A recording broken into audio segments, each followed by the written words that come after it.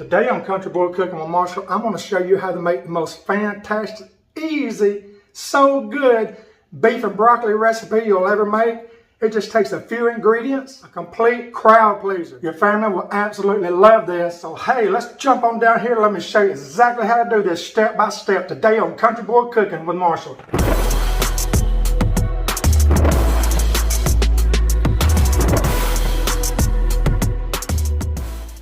Okay, let's start with our garlic. I got 3 or 4 cloves here. I'm looking for 2 teaspoons. I'm gonna put it in my garlic press here. Check this thing out.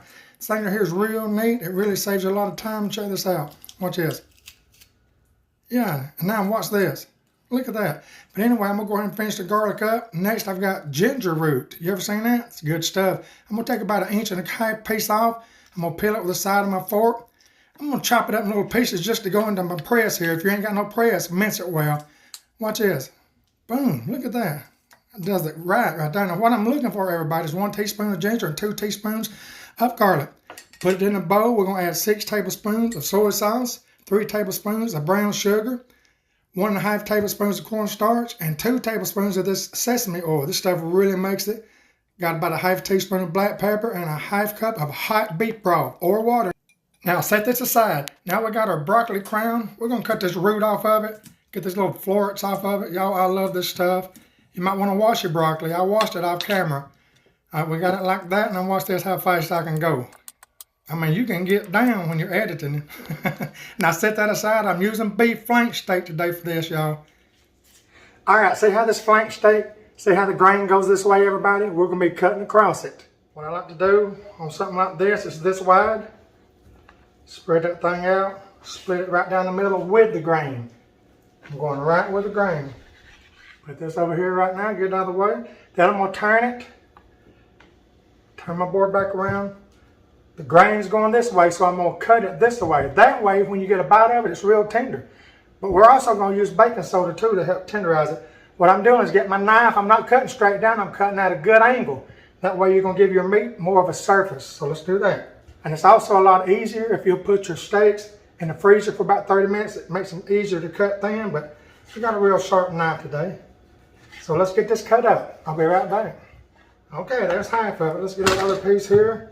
Put all this over in our bowl. Do the same thing with this one. This right here is 1.5 pounds, by the way. You can get away with 1 pound. But I'm gonna cook it all today. Let's get it cut up. Okay, there we got it. See this? See how thin it is? That's what you're looking for. Next, we're putting it in our bowl. Get this out of the way right now. We're going to put about 1.5 teaspoons of baking soda on it. Don't put no more than that, just 1.5 teaspoons. Sprinkle it all over it. What I usually do now is give it about 1 tablespoon of soy sauce. Make sure your hands are clean because you're fixing to go in. Get that baking soda all on this meat. Mix it all around.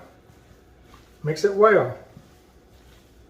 This is going to help further tenderize this meat, y'all. It's going to taste just like it came from a Chinese restaurant because this is what they do. If you ever wonder how their beef is so tender, baking soda every time. I'm going to mix this around a good minute here. I ain't trying to turn my meat up. I'm just picking it up, flopping it over.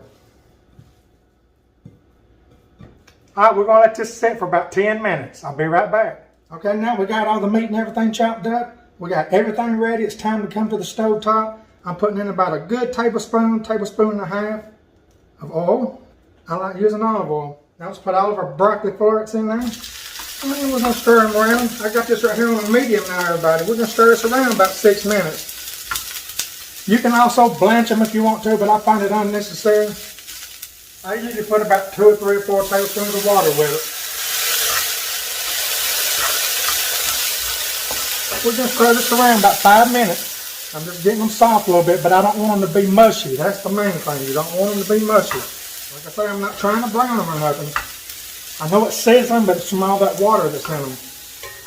They're going to turn a real bright green on you, just like they do when you blanch them. Okay, it's been about 5 minutes. Let's get these off and set them aside a second. Can you see how green they are now? I'm using my 14-inch hex clad, everybody. You can do this in a similar size pan, 12-inch cast iron, anything like that.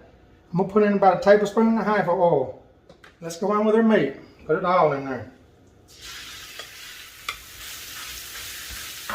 I'm going to try to get all single file line all I can. We're going to let this stuff cook 2 or 3 minutes per side. I've got my heat right now on about a good medium to just a little bit on medium high. Right here's a hex clad 14-inch pan. Look, it's got this dome lid that you can see through. See that? Ain't that nice? You can cook some bigger meals in it. See that? Now these things are $180 with the lid. They are, but I'm telling you, if you love cooking, you might need to make that investment. But I'm going to tell you, cast iron to me, you know, I like cast iron too. I mean, I'm just going to say it like that. Can't beat cast iron. Let's get this right here browned up, like I say, 2 or 3 minutes on each side.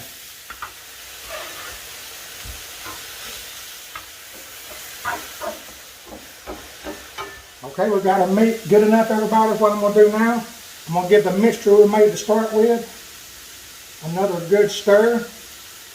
I'm pouring it all over it. Okay, I've got my heat on a medium-low. Now what I'm going to do is stir this, saute it around a little bit until our juices, until our liquid mixture thickens up. Y'all, ain't this so easy? I told you it would be. It'd be so good. Man, the whole kitchen's smelling right now. See, I can see my sauce thickening up. See it? See how it stays over there? We're almost ready to add our broccoli back in. And y'all, we're going to stir it in a couple of minutes, and this dish is ready to eat. Okay, good enough. See how the sauce is thickened? That's what you're looking for. Let's put all our broccoli back in. Oh my goodness, look what a beautiful dish this makes, everybody. And just like that, it's done. Look right here, everybody. You're talking about a beautiful dish. Delicious, easy to make. Your family will absolutely love this. You're going to have to give it a try. Let's get it over here and give it a taste test. Right before the taste test, I did optionally put some sesame seeds on this thing. You ain't got to, but it just decorates it up so pretty. Let's do a taste test now. Okay, here we go. Look how good that looks, everybody. You talking about some good eating.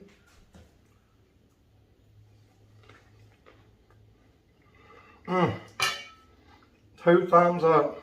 Y'all, it's absolutely fantastic. Y'all give this recipe a try. I'll have the recipe at the end of this video. Hey, if you like what you see, make sure you subscribe to my YouTube channel if you're watching there, or if you're watching on Facebook, make sure to smash that like or follow button. There's so many people on Facebook that likes my videos, they even comments, but they're not following me. I know you're not because I can see your names that you're not.